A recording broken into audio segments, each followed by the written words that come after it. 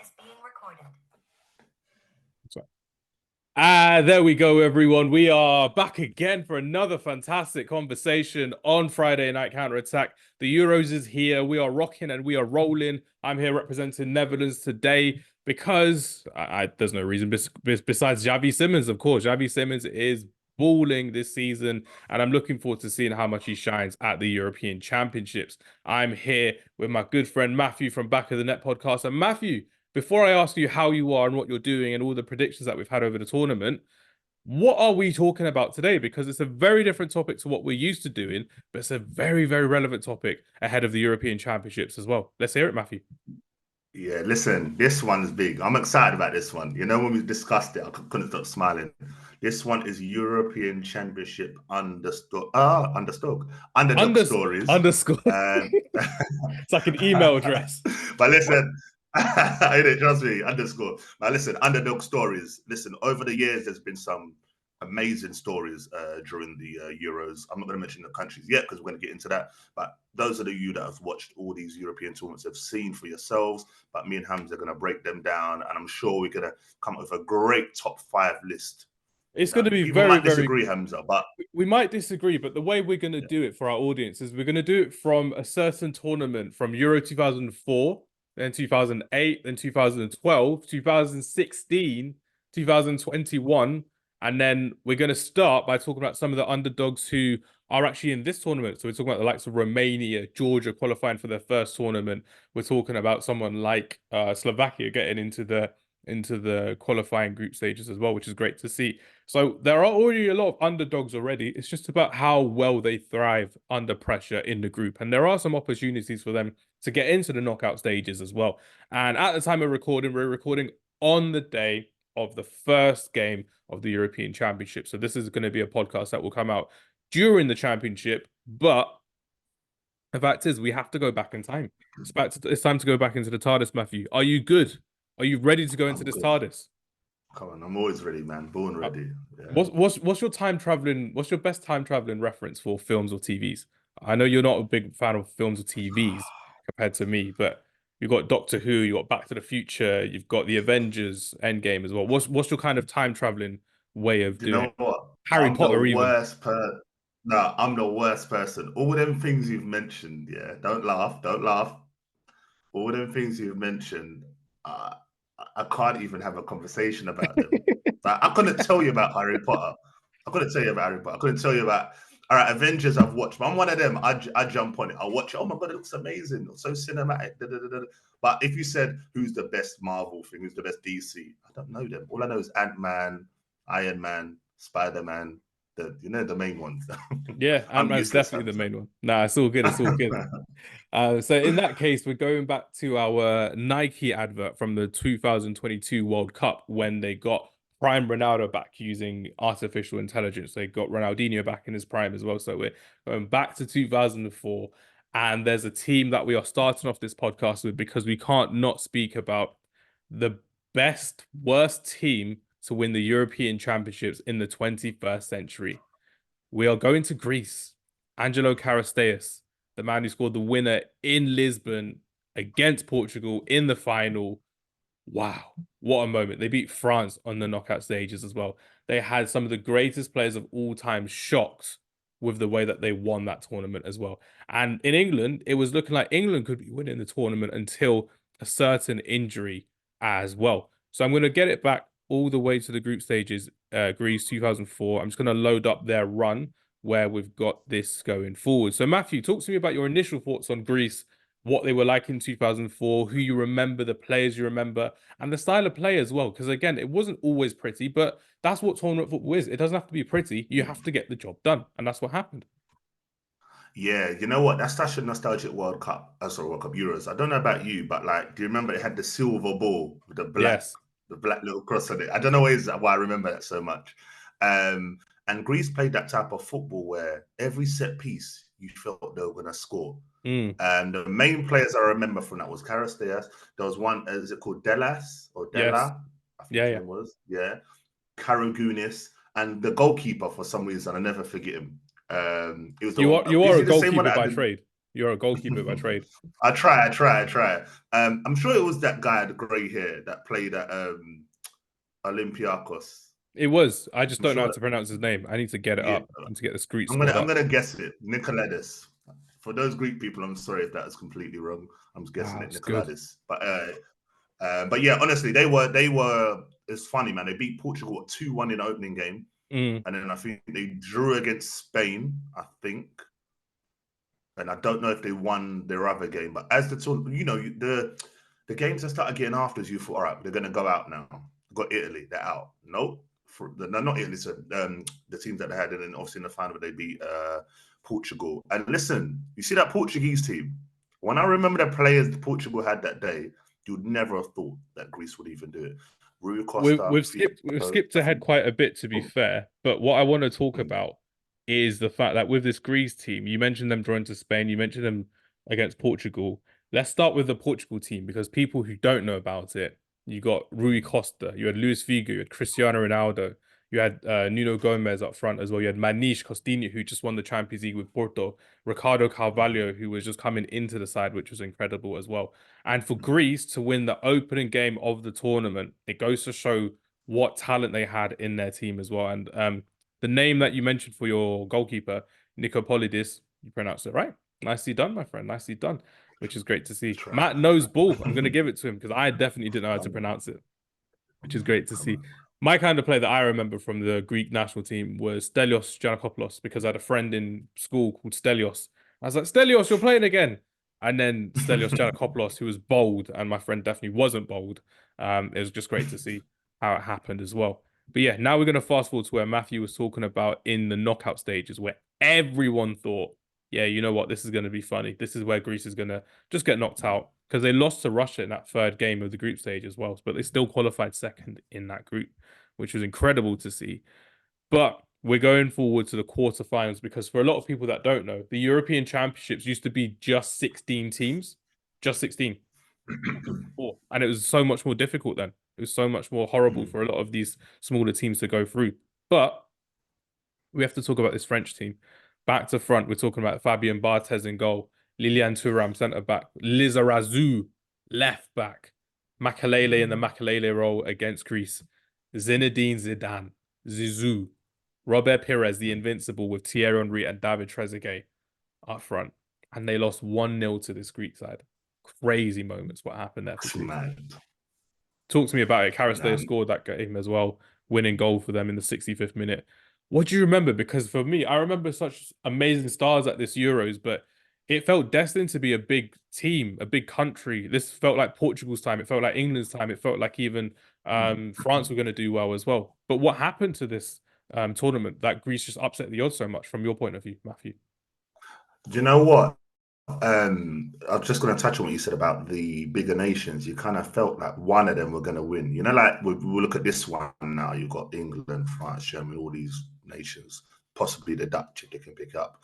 But that one, I kind of felt like England were simmering. Rooney, Owen, Beckham, Scholes, Lampard, Gerrard, like, you know what I mean? And I looked at that Greek team. I didn't really know much about them. But you know what? There's something about team spirit when it comes to these type of tournaments. Unbeatable. The individual talent doesn't always. This is, you know what I'm saying? It doesn't, individual talent doesn't guarantee that you're going to win these games. When you got your own fans behind you, and it can be a smaller nation, when they're right behind you and as a player, you really feel that love on the pitch, it's a different level. What you put in is, incredible. They used to defend like mad. And like you mentioned, who's the midfield? You meant Stelios.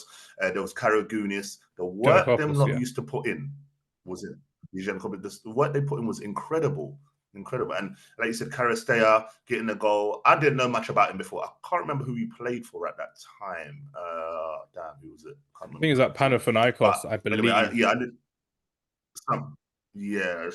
one of them teams. But yeah, honestly, it was phenomenal what they did. And they were so resolute. And you kind of look at the team that they were beating, you're thinking, how have them teams not scored? Because they won 3 of the knockout games, 1-0 in a row. That shows you how solid they were. Yeah. And then they beat Czech Republic, or we have to call them Czechia now. So they beat Czech Republic in the semi-finals as well, because it was like Netherlands versus Portugal in one semi-final, then Greece versus Czech Republic in the semi-final across from them.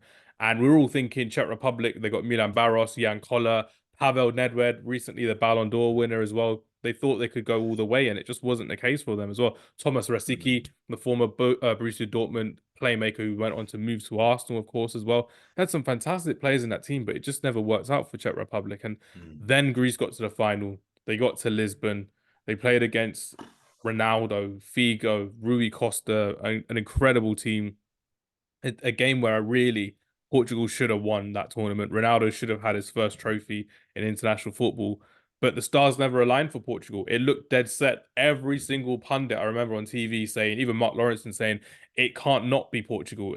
Everything was written for them. Scaloni as manager, the former Brazil and Portugal manager too. No, Scolari, his name. I got him mistaken with the. Yeah, I got him mistaken with the Argentina manager from now.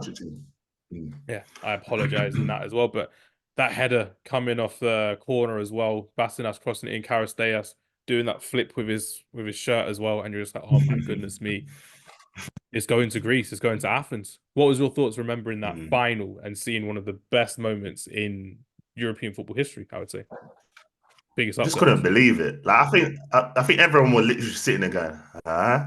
Because everyone grew up on them legends like the Figos, the Rui Costas. Obviously, we saw Ronaldo coming through, and as you said, the star-studded squad.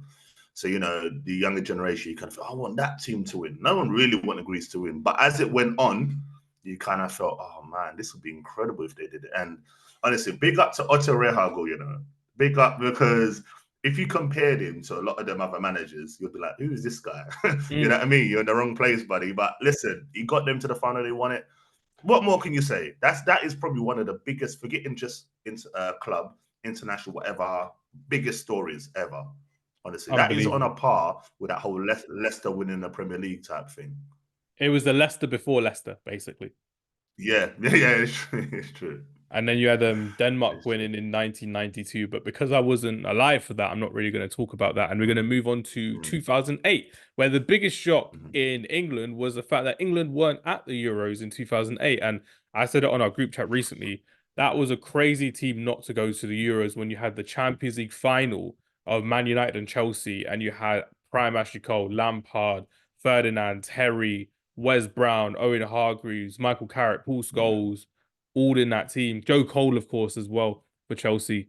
And they never made it to the group stages of the European Championships. And that was a very, very big shock. But for me, there's two big upsets I want to talk about here. There's one, they're both on the east side of Europe, and they both made it to the semi-finals. So I'm going to let you choose who you want to talk about. Turkey or Russia? Who are we going for? Do you know what? Funny enough, I had both, but the one I wanted to talk about was Russia. Andrei Arshavin, Roman Pavlyuchenko. Let's hear it, my friend. Let's go back to the group stages. Do you know what? Not even them. Remember, the other one you're forgetting? Yuri Zhirkov. Baller. By the way, I hope I said that right, guys. You said it right. You said it right. Yuri Zhirkov, baller. Yeah. Listen, that team, and you know what? It was the speed they played at. And did they have was it Smertin? Used to play midfield as well then. I don't know if he was there then, Alexander Smertin. I think he was on the bench for a few games, to be fair. Oh, well, yeah. But yeah, that team, and the famous goalkeeper. He didn't make the squad. He didn't make the squad. No. And a famous keeper that never aged, Akinfeev. Akinfeev, the FIFA legend, was always there.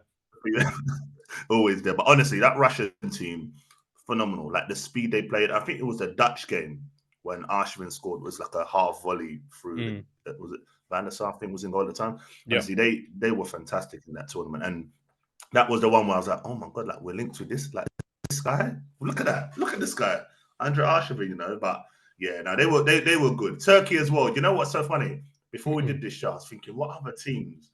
And I remember Turkey and some of them players in that Turkey team, and I thought, Nihat, Rustu, them as well, Oh, I loved Rustu Rekba, loved him, loved that guy. With the black paint under his eyes, which is crazy. But Andrei Arshavin, going to war, is always at war. He's at war with David Beckham when he missed a penalty in Istanbul in 2003 or 4 as well, which is crazy. I still remember it. I may have got it on DVD, but for me, when I started taking notice of Russia and more in the tournament was when they beat Sweden 2-0. The final group game where I think they lost to Spain, beat Greece, then they beat Sweden to get through. That was a team with my boy Henrik Larsson, Zlatan Ibrahimovic, Freddie Ljungberg, of course, was captain.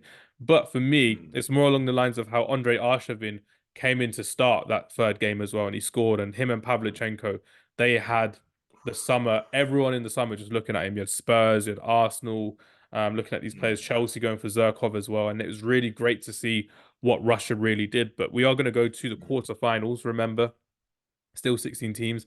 This is where one of the greatest Dutch teams for me fell at a hurdle they shouldn't have fallen at before. Because remember, they lost in the semi-finals the previous tournament to Portugal, the host nation, and you're expecting to mm. kind of lose to the host when they're very, very good. But I mean, come on, we're looking at this Netherlands team here. I'm getting the lineup whenever it's coming up here as well. We had Van Nistelrooy in the team. You had Arjen Robben. You had Robin van Persie. You had Wesley Schneider, Mark van Bommel, Van der Sar after winning the Champions League as well. And Mhm. they took them to extra time. Pavlyuchenko scored a fantastic finish in the second half. Van Nistelrooy equalized. But for me, when you're looking at that game in Basel, again, that was Andrei Arshavin, as Matthew eloquently put it earlier as well. Talk to me about what you remember from that game, from that volley. Gus Hiddink as well being the coach of Russia. Everyone forgets about how much of a quality coach he's really been over the years. Yeah, do you know what? I'm not going to sit here and remember and say I remember that game like minute for minute. What I do remember You'll though remember was the moments. tactically how, Mm. yeah, exactly. And I remember how tactically Goose Hiddink got it on point. And that was probably one of the first times when I realized, right, this guy's, I know he did his thing at PSV, whatever, but I was like, this guy's serious, like international level as well. And He did the it for energy South that that Korea, team remember? had, I He got remember South Korea to the semi-finals of the World Cup in 2002. yeah. Yeah, no, it was honestly, and that Russian team, as I said, we started to take notice of them type of players, Zhirkov, Arshavin, Pavlyuchenko, and all them other. Even at the back, I think they had them two brothers. I think they got them brothers with the same name, Ignatieff. Barrett, whatever. Oh, he was there, but No, yeah, is it Ignatieff? Berezutski was it? Berezitsky, bro. Yeah, Berezutski, yeah, yeah. they've got them ones. So like, yeah, them ones. I That's won't even cold try with to his pronounce Russian their name. pronunciation, by the way. Cold with it. I love it. Let them know. Let them know, man. They No, need but to know. honestly, yeah. And then I remember obviously the Arshavin goal. But as you said, that little combo they had up there with them two, it was phenomenal, man. Zirkov on the You wing thought too. that Dutch team would, just swipe the floor with them. But as I said, in these tournaments, it never happens that way. If you have a team that is set up tactically well, it's hard to break them down. And that Russian team is like they bought into what Hiddink was trying to do. Exactly. And then they end up losing to the eventual finalists and winners, Spain, in the semi-finals. And that's when you're looking at Mm, prime Spain. And this is why I'm glad Sarah's not on this podcast, because she'll just be gassing up Spain as well. But they had Xavi, they had David Silva, they had Fernando Torres, Iniesta, they had superstars in mm, every single damn position. And they were wearing that yellow gold kit as well, which looked a bit off-putting for Spain, but Russia was still wearing mm, their red kit, which was the main thing. But that was the end of the road for Russia, unfortunately, losing to ironically, one of the best teams ever in international football. So there's no shame in mm, losing to them at all, which is crazy to think about. But what a fantastic run it was for Russia in 2008. We've not seen anything like it from them, not even at the World Cup that they hosted in 2018 as well. So mm. I'm looking forward to seeing what we've got in 2012. Oh, I'm looking through it, and there's not many underdog stories that we can talk about that went as far as Russia and as far Mm, as Greece. So we're going to go downhill a bit. But I'd like to throw out an underdog from the quarterfinals who actually did quite well to get there in the first place. mm. Czech Republic. Czech Republic lost to Yeah. Portugal Yeah. 1-0. Ronaldo scored the winner in the 79th minute as well. But this was a Czech Republic team that was aging. They didn't have Nedved, they didn't have Koller, they didn't have Jan Kolowski at left back as well. Petr Cech was in his last few years for the national team too. Milan Baros was old. He had left Portsmouth and Liverpool and he's playing elsewhere respectively. And it was a very big thing for Czech Republic to get out of the group stages in the first place anyway. So I'm going to go back to their group. But what do you remember much about Czech Republic? Because for me, when I was doing the notes for this one, I was thinking, you know what, there's not much I can for this one because this was the tournament where the favorites got as far as they could because Italy, Spain in the Mm, final, Germany semi-final, Portugal semi-final, not really many upsets until we got to the group stages right from the beginning as well because Czech Republic lost to Russia 4-1 in the first game. They mm, beat Greece 2-1 in the second game, and then they beat the host Poland, which is where for me I thought this is where a good storyline came in because Poland and Ukraine were hosting this one as well. And Juracek was the one who scored the mm, winner in the third game. But mm. anything you really want to add to this one from your point of view? Do you know, it's so funny. You mentioned Czech Republic, and I was like, yo, they actually did all right. Like you said, because I was thinking, what Euros team was it when they had Baros, Rosicky, Kola, all of them guys? Because I had took notes of some of the players in this team that they had. So Plasil, that I think was at Monaco at the time, I liked him. And I'm looking at the rest of the team. I don't recognize too many of them players. Gebre Rosicky, Plasil, Selassie Czech. has always had a I've always been known of Gebre Selassie because of his football manager pedigree and his FIFA pedigree Yeah. as well. Fantastic player to get as a backup right Yeah. back. But he was very, very good that tournament. I think he's got some African heritage too. I just need to Google where it is as well. And was it? I don't know if his first name, but Peckart. Was it like Thomas Peckart or something like that? I Oh, think that was his name. I you had think I don't know. you had Rosicky on the bench. You had Petcart, who was the backup striker as Yeah, well. Thomas Peckart. Yeah, Yeah, which is great to see. Thomas And Peckart. then Yeah, that's kind of it for me because you had a young Darida in the team. I think he's still playing in around professional football now as well. But that's kind of it that Czech Republic had because they had yeah. their golden generation with Nedved, with Petr Cech, and you had Petr Cech still there. But again, there's only so much a goalkeeper can do, like with Jan Oblak and Slovenia right now as well, which is a big thing to be talking about too. But it was great to see how they beat the host in Poland as well, beating Robert Lewandowski, beating Blaszczykowski, Piszczek. You had I didn't get that with Poland. They had Wojciech Szczesny on the bench, but now has been one of their best keepers of all time, really. So he's probably too young, but he had a good season, I think, for Arsenal going into that We tournament did as well, definitely. which was good. But yeah, that's a nice and easy one for Euro 2012. Nothing really for me to add to that because they lost to Portugal in the quarterfinals. This is where we get to have some fun because I think this is the only one where we may agree or disagree with Euro 2016. Who was the best underdog in this tournament? Because there were two shining lights, maybe three, dare I say, but maybe three. Iceland, Wales, and dare I say, Belgium. What do you think? Actually, no, See, dare I say Poland quarterfinals as well. That's four. yeah. Do you know? Ooh, Nah, but you know what? I think it's quite easy this one. really? Yeah, because I feel like Poland, yeah, cool, whatever, quarterfinals. I feel like um it has to be Wales. Has to be Over Wales for Iceland. me. Like, do you know with Iceland, it's all this, all of that. Just like that Long thing there throw-ins, just got long everyone in throw-ins. it. Yeah. Yeah, love friends and everything. But I think with Wales, what it was again. I love this thing when teams go to a tournament and they're not expected to do much, and when they just really stick together and show team spirit, like it was Belgium, wasn't it? When Belgium were expected to beat them Yeah. easily, and they beat them Belgium's golden 3-1. generation. Do you see what I'm saying? And Chris Coleman, a lot of people weren't giving him credit going to the tournament. You know what I mean? It's probably going to be the same kind of level as like you look at Steve Clark at Scotland. It's like, oh yeah, you guys probably get through the group, then you're going to go out. But honestly, they surprised everyone. How Robson Kanu turned into prime, whatever you want to call it. Like He honestly, spun it the was an whole of incredible Belgium run with by that them. spin. Ridiculous, absolutely ridiculous, and I love seeing it. But for me, that would be the biggest underdogs. Listen, they got to a semi-final. You know what I mean? They got to an actual semi-final. So for me, I feel like they get the most credit. Belgium got a generation, went out in the quarterfinals. They don't get a lot of credit. But yeah, for me, it's got to be Wales. I'm not going to argue that as well. Iceland, great tournament, getting through the group stages. Remember in that last game, the last kick of their game against Austria, they won 2-1 and they ended up playing against England, where England could have faced off against Portugal in the round of 16. And we may have stopped Cristiano Ronaldo. That's never going to happen from that prime Cristiano Ronaldo getting his team out of hell every single time as well. But Wales, they had a fantastic group stage as well. You're looking at them playing really good football against Slovakia, playing really good football against Russia, and then losing to England in match day 2. I remember that day. I was just so like Vardy, Well, Sturridge, Rashford, quick test. So who got the winner for England? Daniel Sturridge. All right, cool. Just checking. You know, I've got to track it in there, Hamz. Yeah, all right, cool. It was great. It was great. I Okay. need you to answer me one question about Wales at the European Championships. Can you name me their goalkeeper? Who was their starting goalkeeper?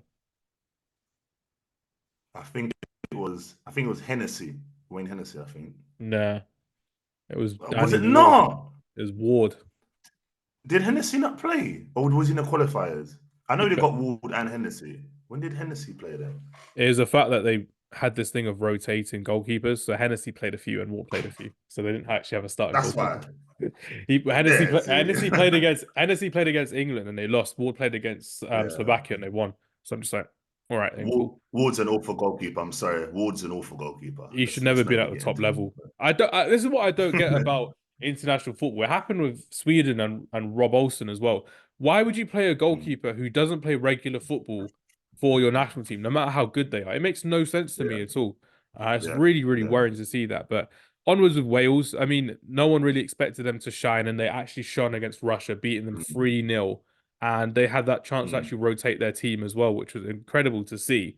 But mm. I don't get it. I don't get how a team like Wales continue to shine and they continue to do this in this tournament, which was absolutely incredible. We're going into the Mm, round of 16. We're going into when you thought Wales, yeah, it's fine. It's Northern Ireland. You're going to win. Not a problem. They beat them 1-0. And then we're into the mm, quarterfinals. This is what everyone remembers about Wales in this tournament. We mentioned it with Robson Kanu. Well, we have to talk about this Belgium team. Nainggolan scored an incredible goal, 30 yards out from goal. You I had Kevin remember. De Bang on. Bruyne, Lukaku, Eden Hazard Mm, as captain, Alderweireld, and Thibaut Courtois in goal. But I don't get it. I don't get it. How did Belgium not get this golden generation through against Wales of all teams? It's team spirit, isn't it? It's mentality and it's mm, passion that got Wales through because they were incredible in the way that they played. mhm. What's your thoughts on that? No, it's as I said, I've said a few times in this show, like it is all about team spirit, and that's obviously we look to like this year, like England have to show the same. It's not all about you can take the best ballers. We've seen it before with France, not win a tournament because you can have all the ballers in the world, but if you're not set up well, because you need to remember you can have the best technical players, but if these teams, these smaller nations come with team spirit, Switzerland, prime example, when they're 3-0 down against France, bang, come back 3-3. That you know what I mean? Like knock them out. So Real you ease. have to really show some good teams. But yeah, on penalties. So I look at Belgium and I just feel with them, they just run on individual ability. That's why no one ever really puts them as favourites in tournaments. You know, when they went and beat was it Brazil? Was it Brazil that Yes, time they won Brazil 2-1? 2018. De Yeah, Bruyne's best game for Belgium for me. 2018. Amazing game. Left footed banger, bottom bins. And you felt like, wow, look at this Belgium team. But they just never seem to do it. And it's sad because, as you said, they've had some amazing, amazing teams. Well, England have had a golden generation, but that generation of Belgian team, their defense was like basically an all time European defense. You know what I mean? And midfield as well.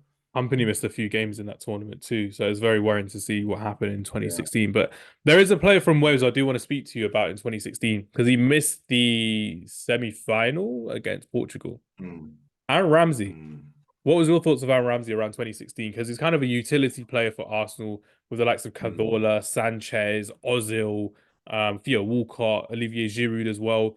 You had recently missed out on the title as well. But what was your thoughts on Aaron Ramsey going into that tournament for Wales? And what do you remember about him now that you thought, you know what, he was a very, very good player for his country and for his club? Let's see what you think. Do you know what? He's a player that without injuries he would have really gone far in his career. And he was one of them. No matter how he performed at club level, he always played well for his international side. Always did. Always put on a shift. And they were the duo, Ramsey and Bell. Yeah. You know what I mean. They were the main ones for them. And yeah, it was very sad to see. Like, listen, as a youngster, when Arsenal, Man United were going for him, one offered the private jet. Remember Arsenal and Fergie were proper battling for the guy. And he ended up at Arsenal. I thought, oh my God, like great talent. But it's sad. Like it's the same league as Jack Wilshere, isn't it? Like had they not have got injured, where they would have got to, we don't know. For me, I'd always put Ramsey above Jack Wilshere, mostly because of his longevity in the game as well. He's done it at Oh, I don't international. know. He's done it at international level. He's done it in different times for Arsenal as well. And people don't want to really have this uncomfortable conversation. For Wilshere, it's always about that game against Barcelona in the That's Champions right.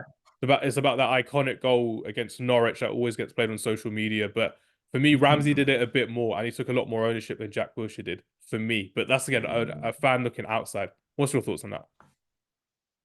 I hear you, but I feel like yeah, Jack was amazing, man. Like very, very good. It's the type of injuries that really hurt me, because I felt like had it have been, I don't know, like a strain here, strain there, they would have been all right. But it was just constant. You know, when you're young and you get certain injuries, you know, in the future it keeps piling on top of you. Gareth Bale was the same.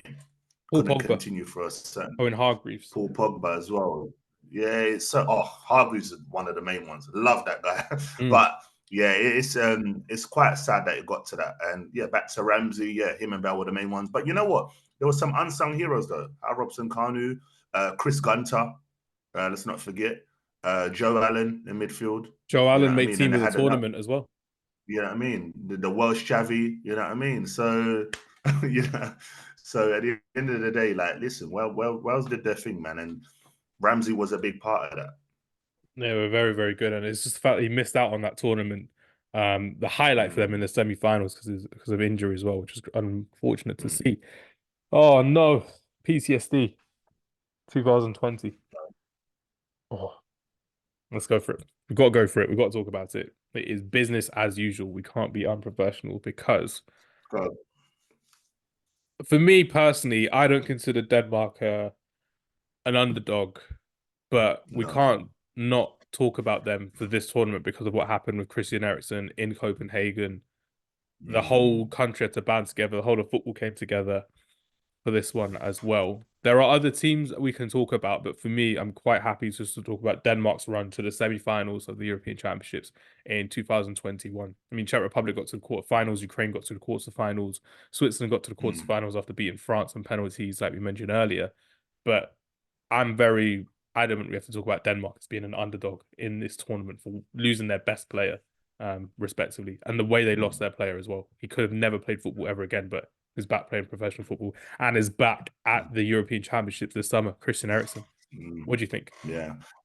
You know what? That was a crazy moment. It's one of them where you're watching the game and then suddenly I like, was listening to it on what's the going radio on? on the way And home then as well. I was just like, oh no, what's actually happened? And I raced home, put the TV on, and I'm just like, oh no, this is crazy to see. And what BBC did as well, like what the TV did was trying to get the camera onto Eriksen, and I was like, oh, that's awful to you see. remember, yeah. No Yeah, like, privacy. come on, Yeah, it was, and you could see how the players kind of looked at it, and like they were around, and like you can always use the players' reactions to see how bad the situation is. We see all the time when players do all this, and but Denmark are one of them countries where I always put certain Scandinavian countries in that same bracket, where they have efficient players. Like, you look at Sweden, Lindelof, back in the day, Seb Larsson, Henrik Larsson, Edmund, all them type of players where they just work hard, they get through it. Denmark are like that. They've got the guy in midfield who, with his name, I don't think he's Danish. You know who I'm talking about?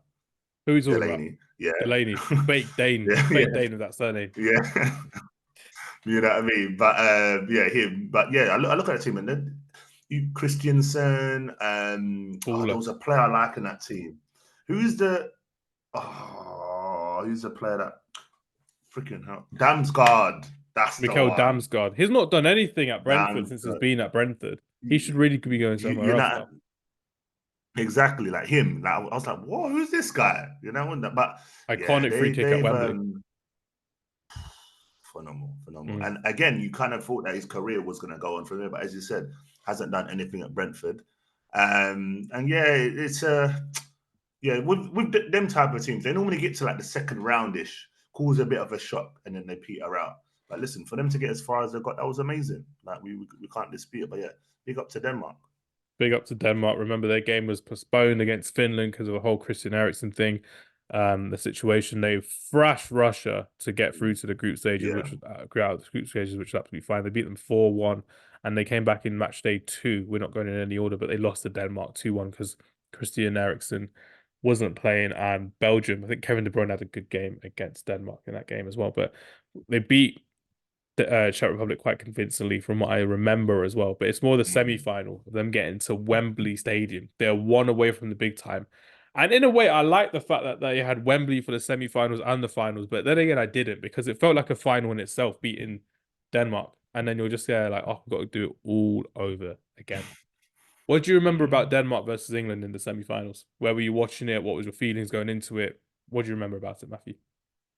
I remember Denmark, as I said, with these Scandinavian teams putting in a fight. As I said, these games I remember deeply, just little moments of it. Damsgaard, as you said. I think Saka had a good game, that one. I remember. I think that was the one. There was a part I remember when 2 or 3 tried to tackle him. He was proper evading the tackles. I was like, "Go on, that's my guy, Bukayo, man. That's my I'm guy." so annoyed. I'm so annoyed at that. Do you know why I'm annoyed? Because for the Italy game, we dropped him, didn't we, for Mason Mount? He played a back five. He was on form that tournament. He was like, I'm not gonna say he was like Wayne Rooney, but of all the young players we had in that team, Mount, Foden, Rashford, Grealish, Sancho, Saka was the one that was standing out in terms of the attack. Him and Sterling were Yeah, fantastic, he and cooked. he cooked all tournament, and people were Yeah, like, "Oh, why don't we play him in the finals?" Like, "Oh, yeah, but Mason Mount." I'm like, no, Mason Mount is not the player you want against Italy. So Mark Jorginho, you want to attack them.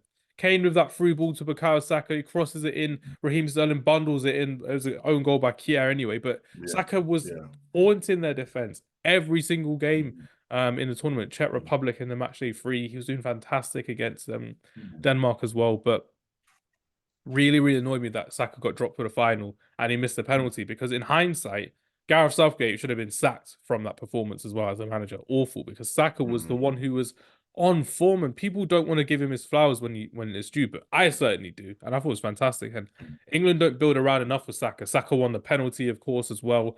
No, Saka didn't. Sterling won the penalty, of course, which was great to see. Yeah. And Kane missed it and then he scored from the rebound as well. But great performance from But Denmark, you nevertheless. could even see, you know, what you just said about, just quickly when you spoke about Saka attacking Italy or whatever.